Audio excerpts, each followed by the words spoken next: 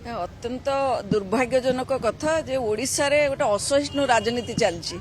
आपण देखंतु किभଳି भाबरे से आक्रमण करिसंदी महिला मानक ऊपर कर्मी मानक ऊपर गोटे अलगा दल जे विरोधी दल भाबरे अछि तार कर्मी मानक ऊपर आक्रमण करबा एटा केते युक्तियुक्त। माननीय मुख्यमंत्री होम डिपार्टमेंट दायित्व अच्छे आम अनुरोध करुचु शीघ्र आउपरे तुरंत कार्यानुष्ठान नियंतु आउ जो जो माने अच्छंती तांकरी जे इन्वॉल्व तांको एमती घंट गोड़ातुनी समस्ते न्याय आशार अच्छंती जदि से माने न्याय न देबे ताहले एई भली भाबरे अहोरात्र एठी धारणा दिया जिवो। आउ ओडिसा लोक जानि सारलेनी जे पुलिस कोन करूची।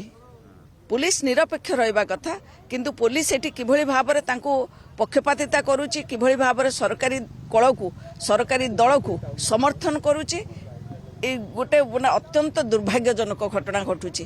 ए विषय मध्य से माने चिंता करंतु किभली भाबरे एठी चालीची राजनीति ओडिसार लोक माने असह्य हेलानी तांको पई जे एई भली गोटे करूचंती जे विरोधी दल भाबरे जो सम्मान रहिबा कथा विरोधी दल को बा अलग राजनीतिक दल को जो भली भाबरे सम्मान दबा कथा सम्मान तो छाड़ंतु एई भली भाबरे बर्बरचित भाबरे आक्रमण करचंती महिला कर्मी काहा को मध्य से बात दउ नांती।